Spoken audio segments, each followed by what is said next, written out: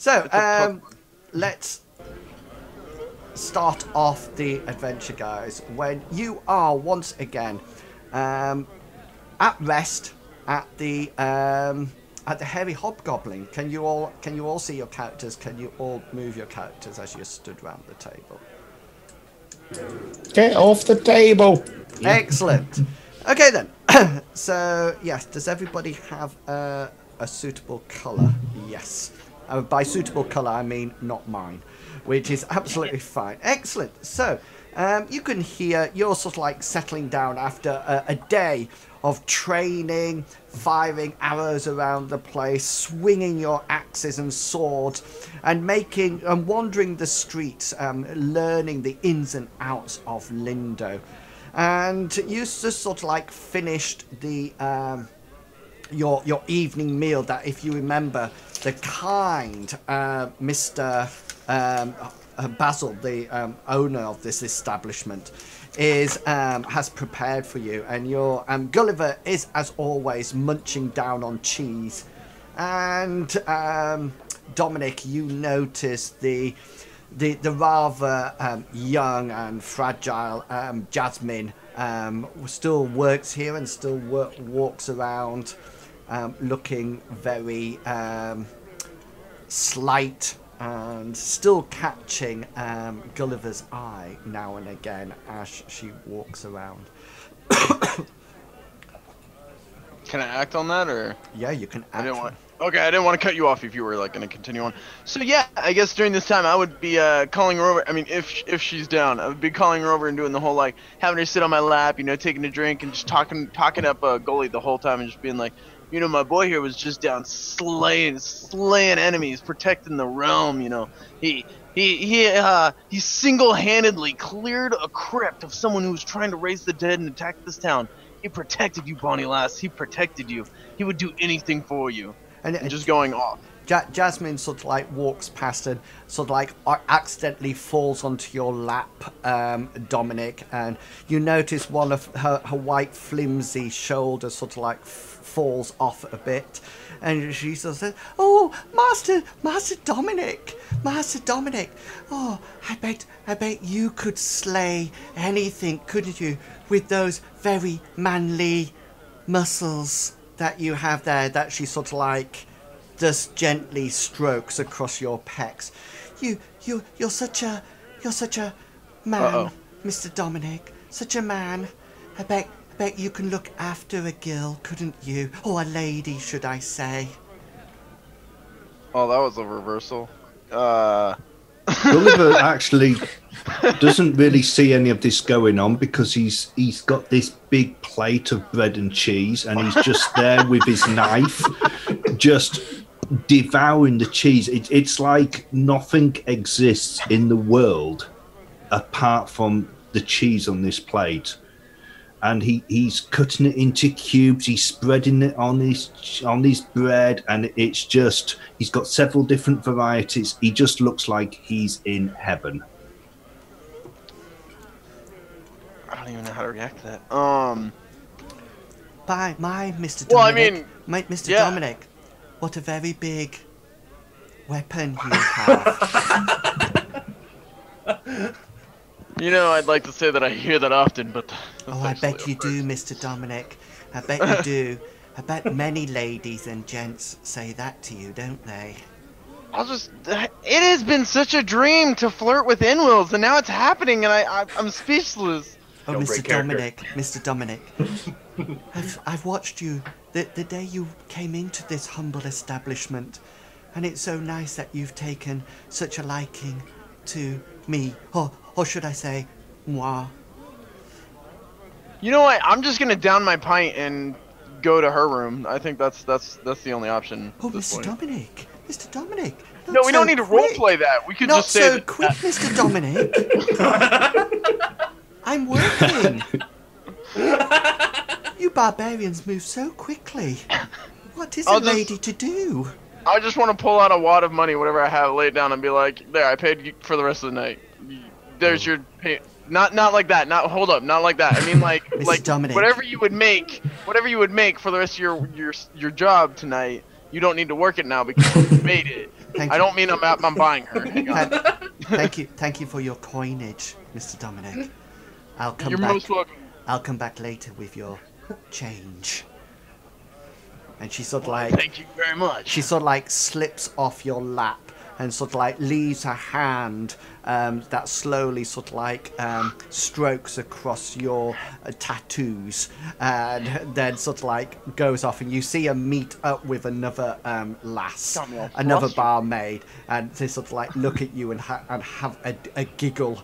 And sort of like look, and they don't seem to be looking exactly into your eyes. By the way, they sort of like go like this, and you hear them walking past, and you hear one of them saying, "Well, you know what they say about barbarians.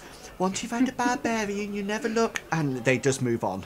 And you don't catch the end of that this discussion. I've won D&D. I didn't know it was possible. I've won D&D. Yeah, when That's it. Gulliver finishes off his platter of his bread and cheese, and he sort of like pushes himself back on his bar chair, looking content, looking as if the world's a better place.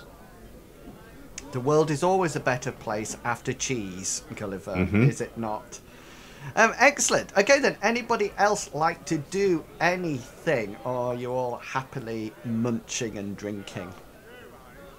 Yeah, Hengist is happily munching away on a nice slab of roast pork with crackling apple sauce, one or two bits and pieces of veg, and a nice half a loaf of crusty bread as well. So he's and a nice ale, and he's happily munching away at this, silently watching out of the corner of his eye all the failed attempt of Dominic to try and get a girl for Gully, and Gully's complete obliviousness to it because he's just been chowing down on cheese. Yeah.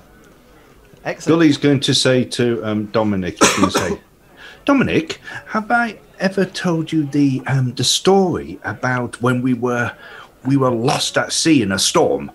Lucas, is there anything you would like to do? Or are you quite happily sat in the corner, listening, watching Dominic and listening to Gulliver? I am kind of sat in the darkest place of the table, hopefully furthest away in the corner. No, I've got my kind of like hood up, sat there. I'm listening in, trying not to show that my interest is there, and I'm kind of piqued and interested in these people. So I'm like just taking a sip of my beer that I bought from Basil, and just being interested in. Okay, I kind of got them as a mark, effectively. Yeah, nice one. And what about you, Bart? What are you doing? I presume I'm just another bar patron here. If I'm at the table, it looks like I am. I'm just eating and watching. I'm not really interacting with them because we're all just bar patrons, you know. Yeah. And it's amusing entertainment while you're eating your delicious food. Yeah. Bar. Cool. And Briggs, is there anything you would like to be doing while this is all happening? Briggs is doing the exact same, but he's paying close attention to the guys that he's not sure of across from him. Okay. So as you sort of like keeping an eye on each other and sort of like watching around the tavern, your attention is immediately drawn to a group of 4 people who entered the tavern through the door. They seem to, you almost like get this impression that they have spent some time outside the tavern door, sort of like building up courage to actually come in. And you notice that they're quite well dressed. They don't look to be ruffians or anything like that. If anything, they look more merchants rather than swordsmen or adventurers or anything like that. And they're sort of like almost like keeping very close together, as if they're a group of people who have just gone into a biker bar somewhere and are feeling completely out of it. And they're sort of like looking around. And one of them who seems to be braver than the rest, this ginger-haired monk sort of like looking character, talks to Basil, earless, behind the bar, and he sort of like points at you people over in the corner. What do you mean, you people? Your crowd, and they sort of like come across. Now, can I just say that I thought the person with the blonde, the turquoise hair, was smoking a pipe in the icon and thought it was really good. But then I've just realised that it's not. She's got like a produced flame, which I'm slightly disappointed about now. You can have a smoke in a pipe. Can you see what I mean? I thought it was actually a. Does it look like to anybody else like she's smoking a pipe? It looks a bit like. I could see it. But then again, if you go in that, it also looks like she's got a goatee. Are you sure it's female? Well, yeah, that's a dude. Well, it could be anything, you know. That's a dude. It's an elf. Excuse me. Gender neutrality. Let's keep it. Don't assume their gender. About some people these days. Say again, sorry. Just say it. You never know about some people these days. Well, exactly. Exactly. They could be. Let's just call it a person with a goatee. So There you go. So it doesn't matter what Dominic said when Gully asked him whether or not he's heard the tale. Gulliver's just going to go straight into telling him about the journey going across from Lindo and how they were caught on a ship, and he had to be lashed to the steering wheel, and he ended up driving the boat, and he's just going to be talking to Dominic, telling him everything about the journey across. I was asked the other week whether or not I wanted to go out on the lash, and I didn't know what it meant. I thought it was some weird knotting party. That was for someone that doesn't drink, that might be confusing. Yeah. They said, "Would you like to go out on the lash, Ian?" It's like, oh, it's like going to Cubs again. And doing What does that mean? I don't know. Going out for a big drinking session. Really? You wouldn't know that, Biggie. You wouldn't know that. You'd be No, a man of culture. Yes. I didn't know that. A man who doesn't like any alcohol. Those who drink champagne don't go out on the lash. Or Prosecco. If you eat, if you drink Prosecco. Prosecco. Say again, sorry. Prosecco.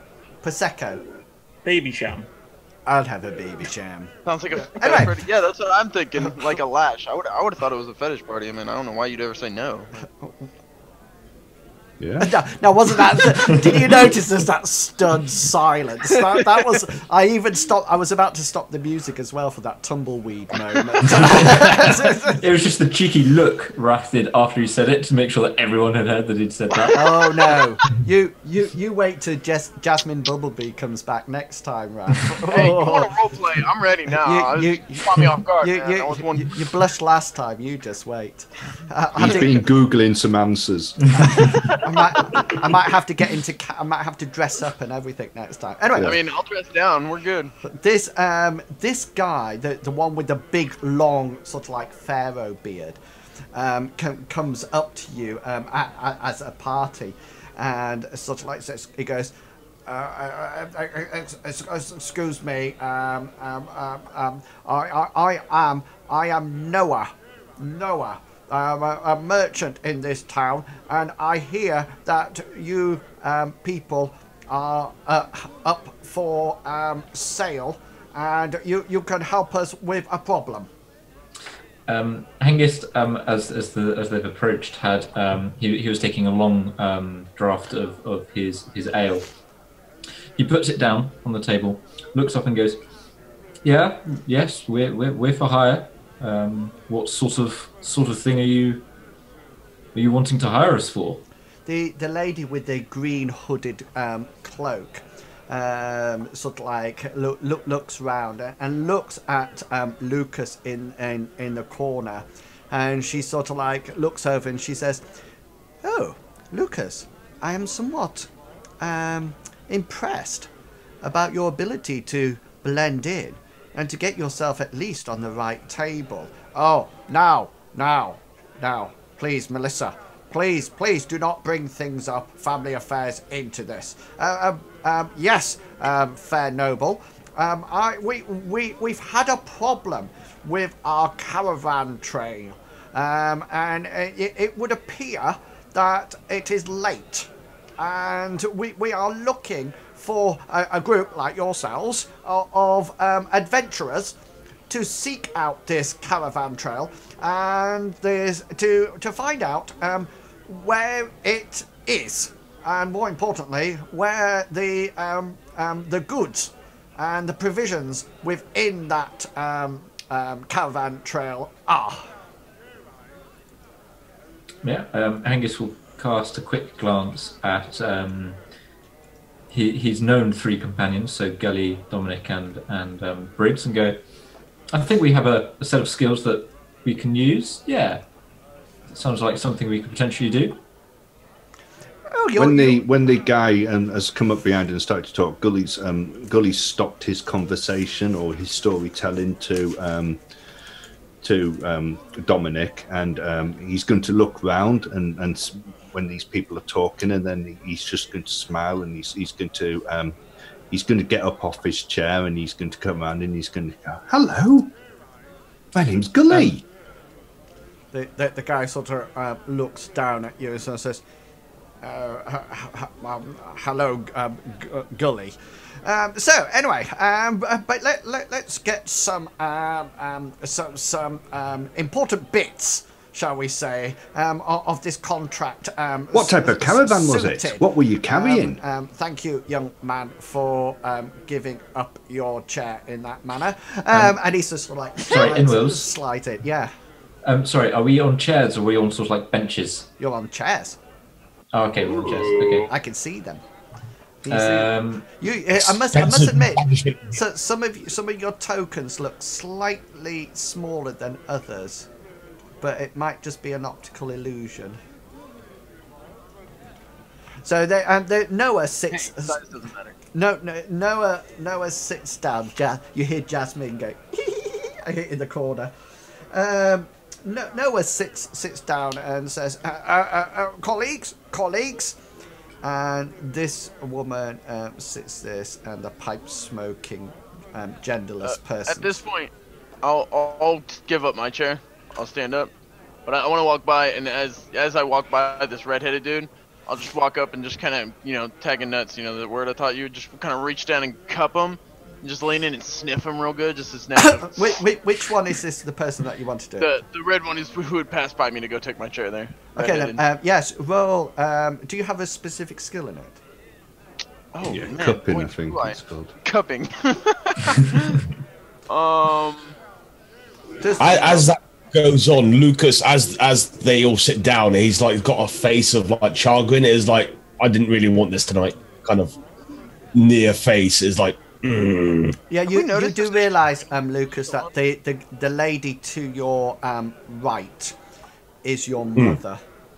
Yeah, and Noah is probably my father. Noah is not your father. You just know him as another merchant within the city. Roll. Add your. Let's just make it. Let me just check. Let's see if we can find an appropriate skill. My barbarian, I think probably like sleight. Is sleight of hand a generic skill?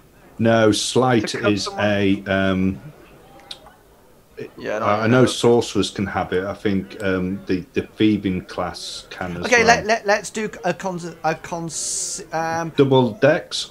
no, a conceal roll would be a good one, I think. Just press your God. conceal. Yeah, so as the guy walks past, you sort of like cup check him, and you'll be pleased to know that he's not, and you think he's quite free I flowing. didn't want to just punch him in the ball. He's quite free flowing in that area, and I just want a nice cup him and just sniff his neck. He's sort of like is quite taken back by the way you do it, and then he just sort of like smirks at you, and and then just sort of like he's just sort of like, "Thank you, barbarian," and sort of like sits down. You Casanova, Dominic. You're just one. I don't know. Is there anybody? Is there anybody in this game that you will not try to hook up to? This is what I would like to know. Just watch the animals outside. Gulliver's going to watch them as they sit down, and he wants to see whether or not what weapons they're carrying, whether or not he can make out, whether or not they're carrying weapons or anything. Okay then, yeah. By all means, make a suitable roll. You can make a perception roll if there's anything else. Yeah, then none of them are carrying any weapons. You notice that the woman has a stylish dagger, a dual dagger at her hip, but it's nothing. It's probably wouldn't even peel an apple, let alone pierce a skin of anything. So Noah carries on talking. And he says, we require you to head back off and to see whether or not you can find our caravan. Now, in order to assist you with this, we know that you have lost your thesis, which is really important. So I am pleased to tell you that we have enlisted as part of your group and with the same payment a fellow thesis, because poor Ike Macduff unfortunately cannot be joining you because of obvious reasons. And he goes like that, and you sort of like pick at the eye. This is Master Bart. Billy's going to go over here to this chair, and then he's going to start pulling it back towards the table, not being able to lift it. So as this is going on, you hear this. Yeah. Okay. Then. So hang on. So as Noah turns around and says, and this is Master Bart. So and then you'll start heading across Gulliver. Master Bart, would you like to say anything? I haven't been saying anything.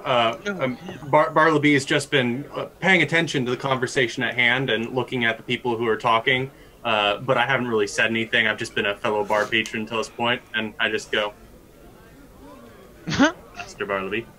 Riggs is just going to look up from his pint and just give him a nod. Hengist is gonna turn his head and go, "Good to meet you, good sir. Good to meet you." Good to meet all of you as well. I nod appropriately to them. Lucas just nods.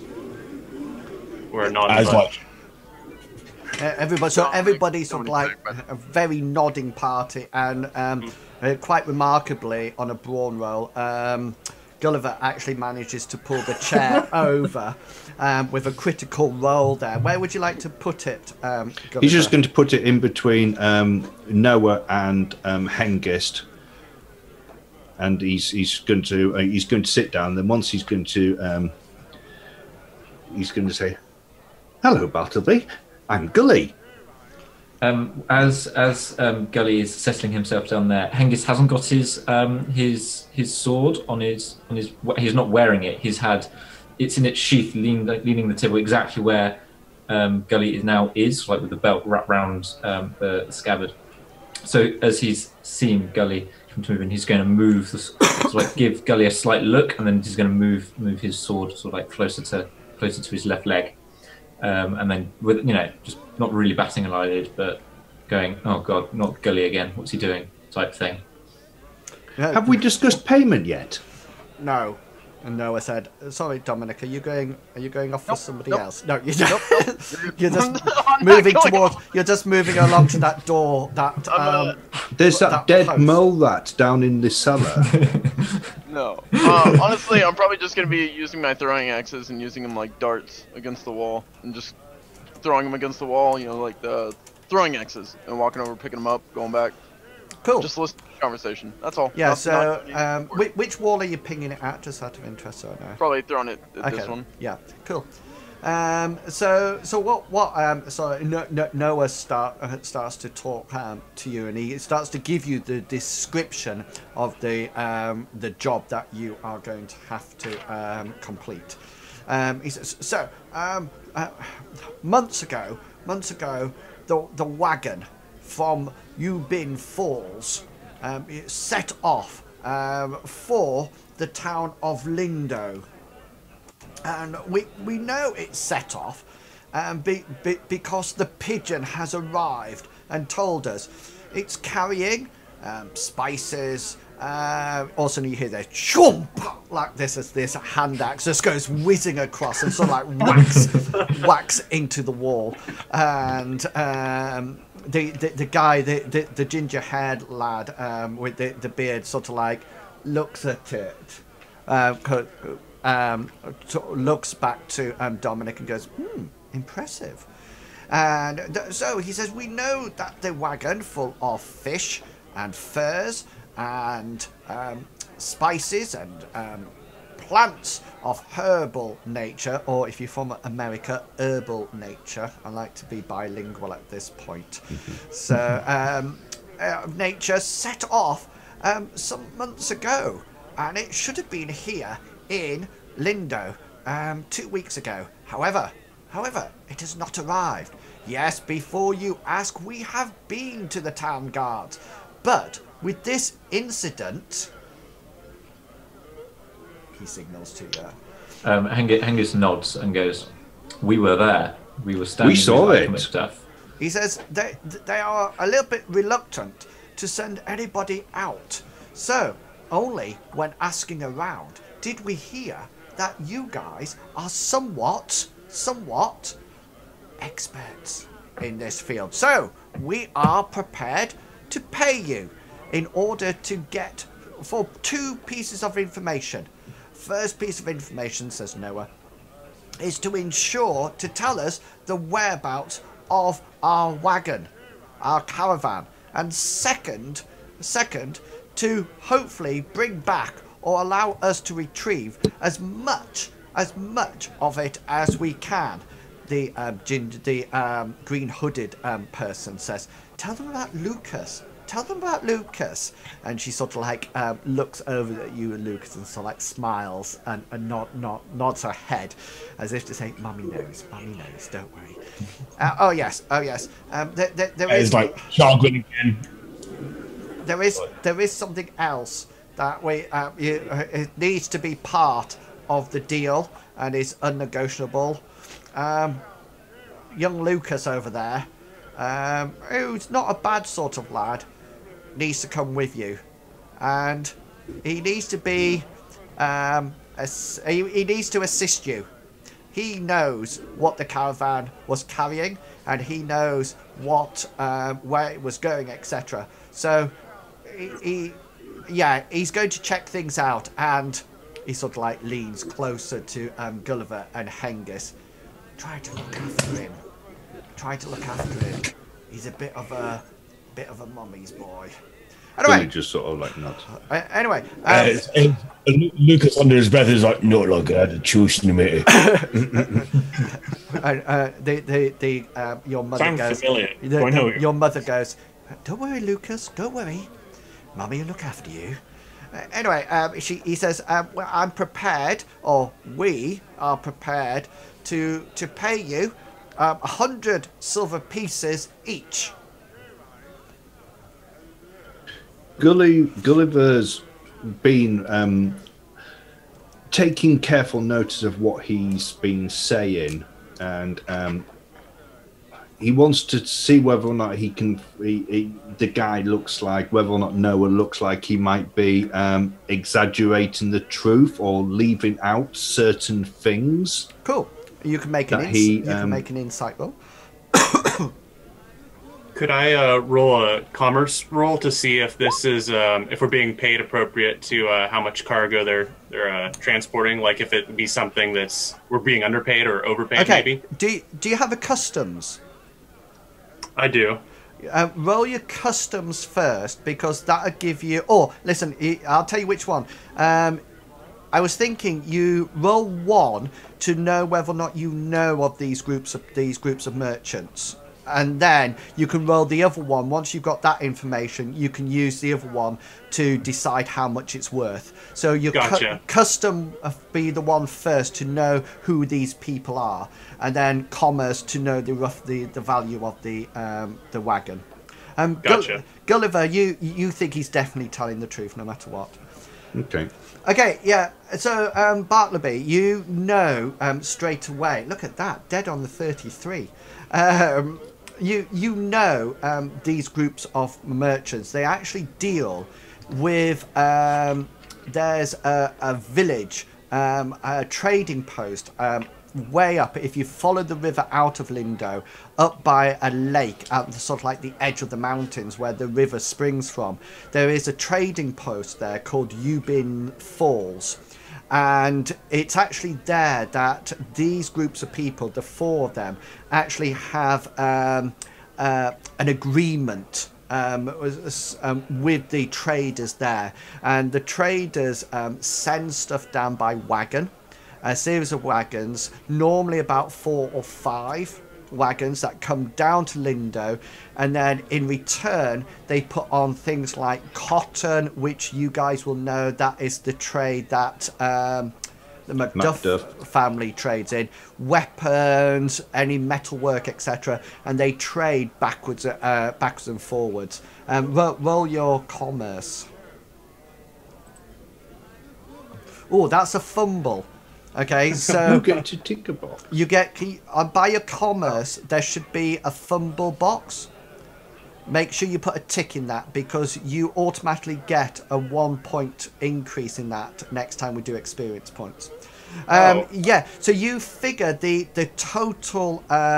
There's normally to about 3 to 5 wagons that transport, and you figure that each wagon probably contains approximately 500 to 1,000 silver pieces worth of goods. So the whole wagon, if it's a 5-wagon train, it will be carrying about 5,000 silver pieces worth of goods. Gulliver's going to ask Noah whether or not there's various routes that the wagon could have taken, or whether or not it's one set route, and whether or not they had hired any guards for the wagon trail. Yeah, so basically there's and Bartleby can verify this as well. There's only one trade route between here and Ubin Falls. It's literally the river winds round, and the road follows the river, and it goes right the way up to Ubin Falls and then right the way back. So on one side is the river, on the opposite side are sort of like forests and undergrowth. So it's one way, and it's quite useful. Normally, and this is the uncharacteristic part of why you're getting paid. Normally there is no need to hire guards or anything like that. Obviously the caravan would have things like it's normal. It's like not all of them are going to be, oh, I'm going to be fired at. You know, there would be some people who can use a sword, use weapons in that sort of like situation, but they don't actually hire guards because there's never been a need to. Gulliver's going to be talking to Noah, and after asking all these questions, and he's going to say something along the lines of, Well, your offer of 100 silver pieces for us to actually go and find your caravan, it's very nice, but we do have other pressing matters that we also have to deal with, most of which means that we can't really leave Lindo. We are willing to take you up on your offer, but I think maybe your offer needs to be a bit higher. And he wants to see whether or not... roll your influence roll. It's a good play, but not good enough. He sort of says, lad, I know what you mean, but, you know, I think this is an appropriate time for you to actually, you know, develop your name. And I do know... Do we get horses? I do know from your last adventure that you are yet to be paid. Maybe Yes. this can be seen as a stopgap. Do we get horses? The woman with smoking the pipe says, we have a wagon for you. We have a wagon and one horse that you can take. And you can travel, and we've also put a whole load of provisions in there for you, including bedrolls, small camping tents, and food and drink for at least 2 months' travel. That will, of course, get you at least to Yubin Falls, and maybe 2 months. Yeah, it's only trail rations. You know, you could get fresh water from the river, of course. Well, maybe not so fresh, but... So how long has the caravan been missing? I think he said before, 2 weeks. So it was due into Lindo 2 weeks ago? Yeah. Hence, if it's been missing for 2 weeks. Angus is going to thank the lady for the offer of the wagon and the food. He goes, that is mighty considerate of you. Thank you very much. And then he's going to turn to Noah and go, are there any other stopgaps, like villages or settlements or anything on the way in between Yubin Falls and Lindo that the caravan could have stopped off at? He turns around and just sort of like says, no, it's a clear route. And Bartleby, you know this is true. It's just a straight road. There's nothing along the way. And you were actually thinking, Bartleby, at one point of setting up a small, almost like a pit stop, because you think it would have been quite profitable, you know, somewhere along the line. So the caravans normally stop, pitch their tents, stay there for a while, and then carry on. Right, Noah says, getting up from the another hand axe just whizzes behind his head. Let's... how do we get payment? Payment on completion. Almost like COD, we call it in the could be trade. months. He says, live long. He says, you'll be fine. Do a good job, and you might even get some more. You never know, young lad. And he pats you on the head. 100 silver pieces for 4 months' work doesn't seem a lot to me. Oh, even Master Healy used to pay lad, more than that. Young lad. He sort of like looks at the candles slowly petering out on the table. From the look of that candle, it's way past your bedtime, young lad. Don't stay up too late. And he's... None of us is going to turn to Hengist and go, 100 silver pieces for 4 months? That's not a lot. Lucas, your mother comes over to you, and Briggs, you hear this. She sort of like comes in really close and says, "Now make sure you keep wrapped up warm, because you know what the cold and your problem is that you have. So please." Briggs immediately turns around and looks at him with a what the look on his face. I try and cut her off as like, woman, just go. Sorry. And we remember, Mummy's looking forward to seeing you back.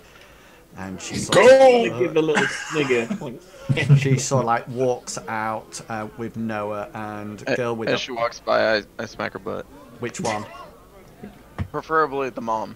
All of them. The cougar. One after the other. And you sort of like reach out and give the Lucas. You see the huge barbarian sort of slap your mom's ass, and she sort of like turns around and says, "Oh, Master Barbarian," and this guy sort of like gets here and sort of like waits. No. As I kind of stand up quickly and just look at the barbarian, as like with like my hand concealed, and just like Flip my axe again. Throw it into the wall.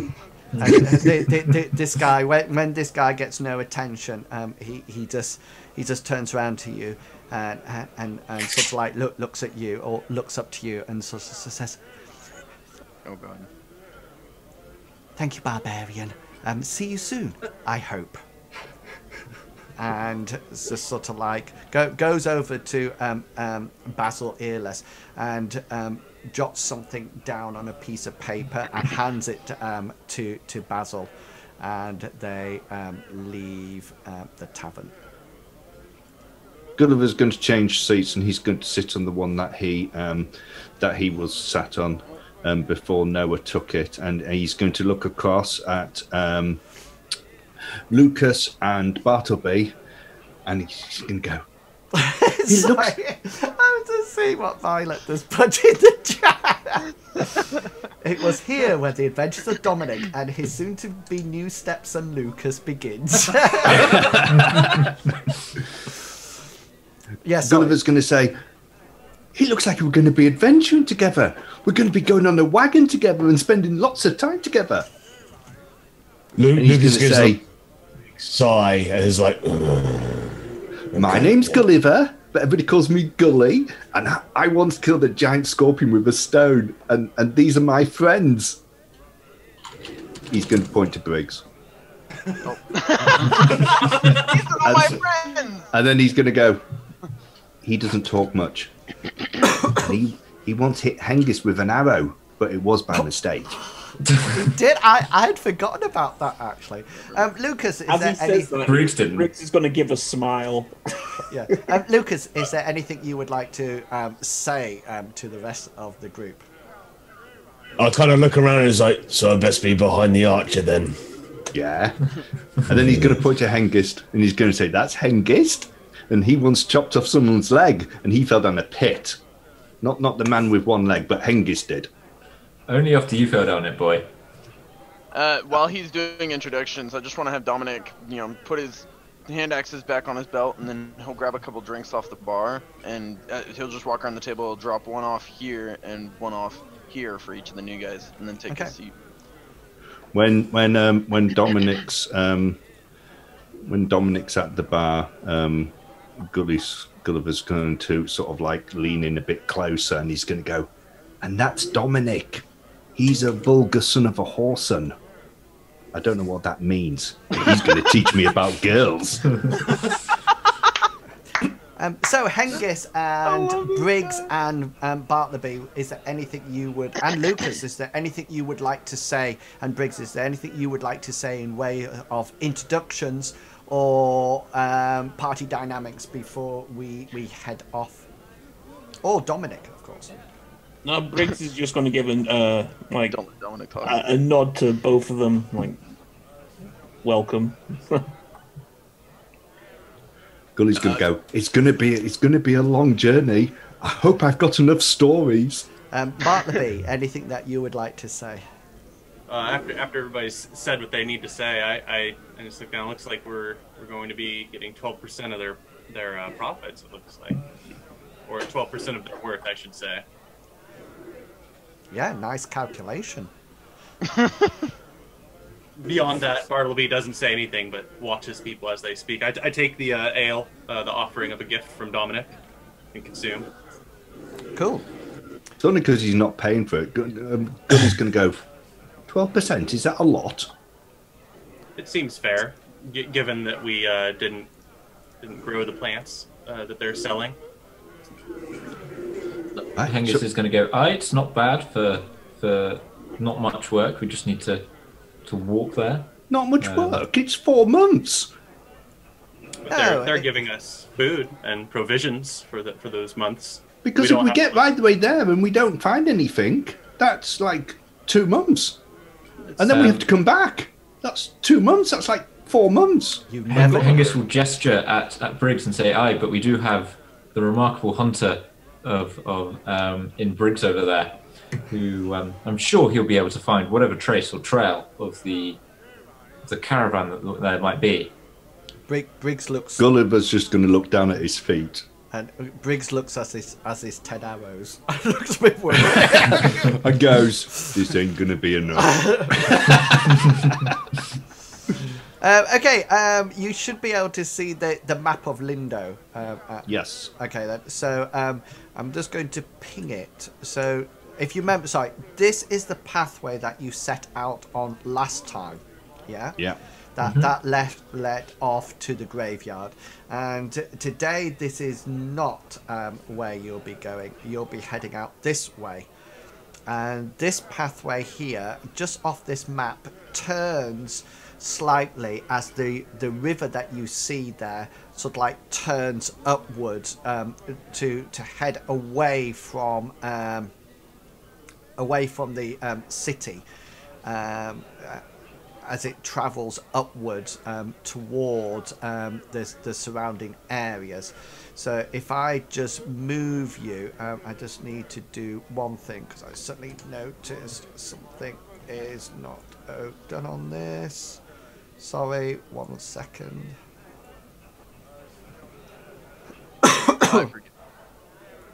I'll take you onto this map now. You see this map? Oh, yes. Going to have to zoom in on this puppy. Yeah. Got it? I was like, I see darkness. no, sorry. Can everybody see? So this is sorry, let me just go on my pointy stick. Whenever I see those shapes, it always reminds me of Battletech. Yeah, it does, yeah.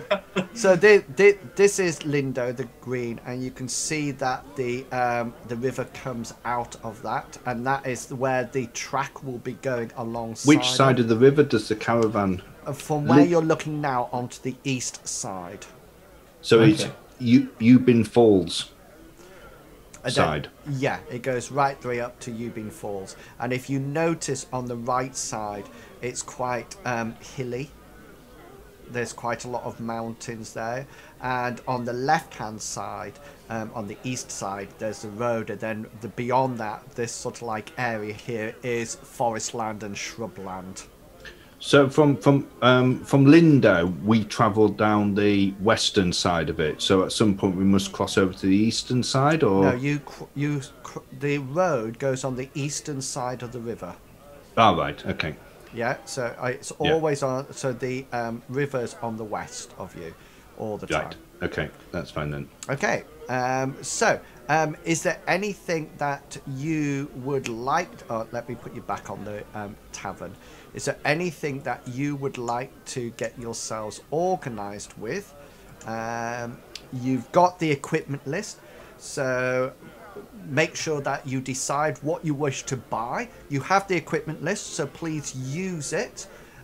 So we know exactly what you've got for heading off. So if you wish to buy anything new, then within reason, please. Remember, if you decide what you want to buy, and then you can quickly do that. We're going to have the first of our... what time is it? Yeah, it's 9:15, so we'll have a quick 10-minute break here because it seems appropriate before we head off on the wagon. So please spend this time, players. You've got the rule book. Decide what you need to buy and what you More need arrows. what you need to take with you. Yeah, so it's all there, and then we can start. When we come back after a 10-minute break, just stick anything that you bought into the chat, or into Discord chat to me in a private message, and then we are ready to head off. And if you are busy watching the stream, then please go and take a quick break. Thank you for spending the first few minutes with us, or first hour or so. Do come back, and we'll be able to see exciting things like how many more people will Dominic be able to come on to in the short amount of time that he's been here? Will Gulliver ever stop telling his stories? And what is it that Lucas has that he has to protect from the cold? You will only know by coming back soon in approximately 10 minutes. Okay, so please go and have a break and come back, and we will be back in 10. Okay, see you soon, guys. Bye.